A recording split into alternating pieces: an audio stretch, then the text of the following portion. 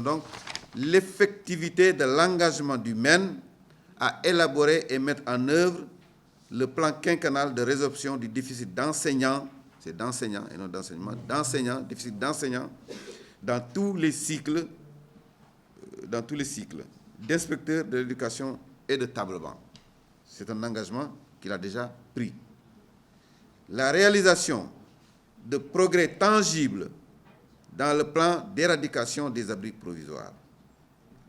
L'amélioration de l'environnement des apprentissages, en répondant ainsi aux exigences minimales de lutte contre la pandémie de Covid-19, avec les points d'eau dans les écoles, les points d'eau, les latrines, l'électricité et les murs de clôture pour tous les établissements.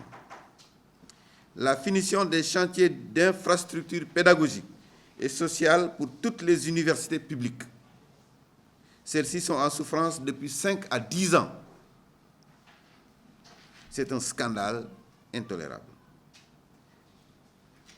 Toujours pour l'enseignement supérieur, poursuivre la politique de recrutement d'enseignants-chercheurs et de chercheurs.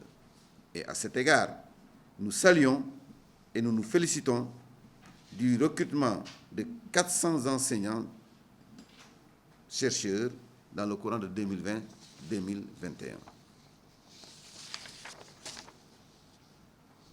Nous demandons aussi la publication des résultats de la session 2019 de la formation diplômante des inspecteurs adjoints et la mise en position de stage des professeurs à la FASTEF.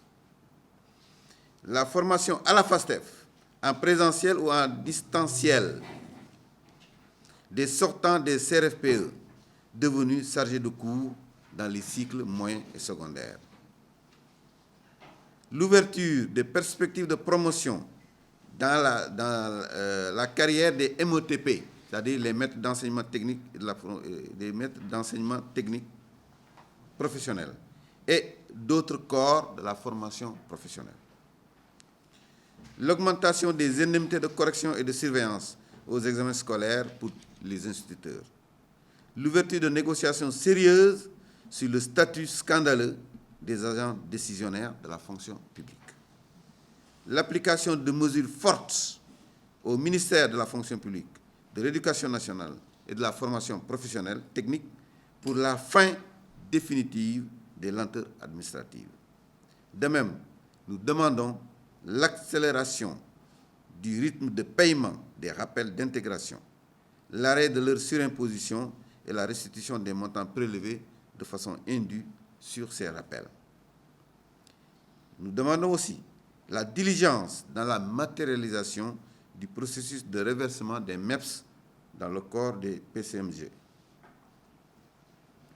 Enfin, toujours pour le public, nous demandons l'ouverture de négociations sérieuses sur la révision du système indemnitaire et de rémunération des agents de la fonction publique avec l'implication des centrales syndicales. Pour le secteur de l'enseignement privé, nos revendications sont les suivantes.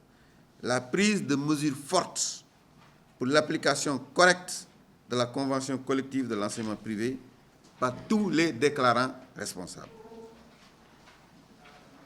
L'obligation de signature de contrats de CDI ou de CDD visés par l'inspection du travail pour tous les enseignants officiant dans le privé. Donc, mettre fin à des contrats maison, mais des contrats avec visa de l'inspection du travail. L'effectivité du congé de maternité pour les enseignantes du privé qui en sont totalement injustement et scandaleusement privées. Ça, c'est vraiment...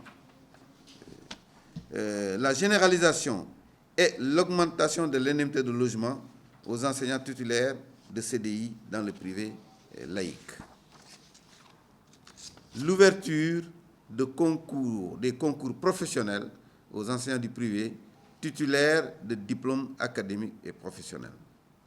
Enfin, pour le privé, le secteur privé de l'enseignement, nous exigeons même l'érection de la division de l'enseignement privé du MEN, du ministère de l'Éducation nationale, en une direction nationale doté de moyens humains, budgétaires et logistiques suffisants pour l'impérieuse régulation à faire dans les établissements privés en vue de mettre fin, entre autres, à la vulgaire et scandaleuse marchandisation de l'éducation.